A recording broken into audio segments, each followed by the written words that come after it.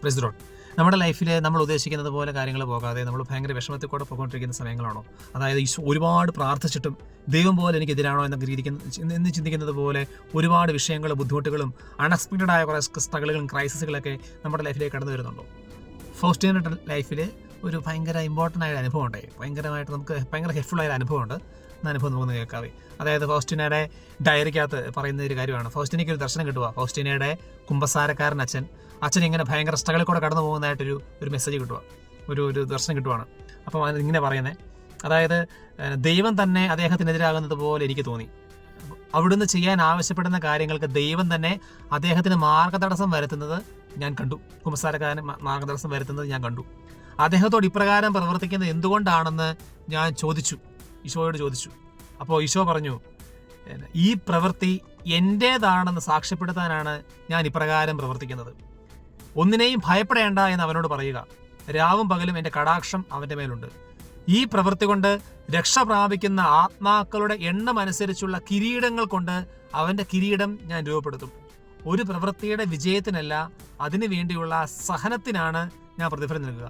ഒരു പ്രവൃത്തിയുടെ വിജയത്തിനല്ല, അതിനു വേണ്ടിയുള്ള സഹനത്തിനാണ് ഞാൻ പ്രതിഫലം നൽകുക. ഭയങ്കര ടച്ചിങ് ആയ പോർഷൻ അത്. നമ്മുടെ ലൈഫിൽ ഇങ്ങനെ സ്ട്രഗിളുകൾ വരുന്നുണ്ടെങ്കിൽ മനസ്സിലാക്കിയോ, നിങ്ങളിപ്പോൾ ഒരുപാട് ശ്രമിച്ചിട്ടും പല കാര്യങ്ങളും നടക്കുന്നില്ലെങ്കിൽ, മനസ്സിലാക്കിയോ, ഒരു പ്രവൃത്തിയുടെ വിജയത്തിനല്ല, അതിനുവേണ്ടിയുള്ള സഹനത്തിനാണ് ദൈവം പ്രതിഫലം നൽകുന്നത്. ദൈവം നമ്മുടെ ലൈഫിൽ ഇങ്ങനെ ചില സഹനങ്ങൾ അനുവദിക്കുന്നത് നമ്മളെ ഇങ്ങനെ രൂപപ്പെടുത്താൻ വേണ്ടിയാണ്, ഒരുപാട് ആത്മാക്കളെ രക്ഷിക്കാൻ വേണ്ടി. അതിനകത്ത് പറഞ്ഞ കാര്യമില്ലേ, ഈ പ്രവൃത്തി കൊണ്ട് രക്ഷ പ്രാപിക്കുന്ന ആത്മാക്കളുടെ എണ്ണം അനുസരിച്ചുള്ള കിരീടങ്ങൾ കൊണ്ട് അവൻ്റെ കിരീടം രൂപപ്പെടുത്തും. നമ്മൾ ഭയങ്കര വിഷമം അനുഭവിക്കുന്നുണ്ടെങ്കിൽ, എൻ്റെ ഈശോ, ഞാൻ ഇത്രയും പ്രാർത്ഥിച്ചിട്ട് ഒന്നും സംഭവിക്കുന്നില്ലല്ലോ, ഇത്രയും ശുശ്രൂഷ ചെയ്തിട്ടൊന്നും സംഭവിക്കുന്നില്ലല്ലോ, നിന്റെ കിരീടം രൂപപ്പെടുത്തിക്കൊണ്ടിരിക്കുക. നിന്റെ പ്രാർത്ഥന വിജയിക്കുന്നിടത്തല്ല, നിന്റെ ശുശ്രൂഷ വിജയിക്കുന്നിടത്തല്ല, അതിനുവേണ്ടിയുള്ള നിന്റെ സഹനത്തിലാണ് ദൈവത്തിൻ്റെ പ്രതിഫലം. അതിനുവേണ്ടിയുള്ള സഹനത്തിലാണ് ദൈവത്തിൻ്റെ പ്രതിഫലം. ഇതിങ്ങനെ ചങ്കിൽ ഉറയ്ക്കട്ടെ. ദൈവം അറിയുന്നുണ്ട് നമ്മുടെ വിഷമങ്ങളും.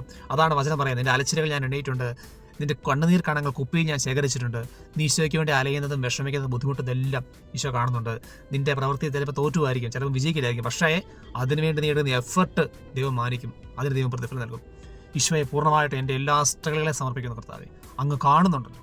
ഈശോയെ, അങ്ങേക്ക് വേണ്ടി ഒരു പ്രതിഫലം പോലും പ്രതീക്ഷിക്കാതെ അധ്വാനിക്കുവാൻ, ഒരുപാട് ആത്മാക്കൾക്ക് വേണ്ടി വേല ചെയ്യുവാൻ ഈശോയെ എന്നെ അനുവദിക്കണമേ, എനിക്ക് ശക്തി തരണമേ ഈശോയെ. Hallelujah, hallelujah, hallelujah. യേശുവേ, ആരാധന, ആരാധന, ആരാധന, ആരാധന, ആരാധന, ആരാധന, ആരാധന, ആരാധന, ആരാധന, ആരാധന. അഭിഷേകം ഈശോയെ, ആരാധന, ആരാധന, ആരാധന. ഈശോയെ, ആരാധന, ആരാധന, ആരാധന, ആരാധന, ആരാധന. ആമേൻ.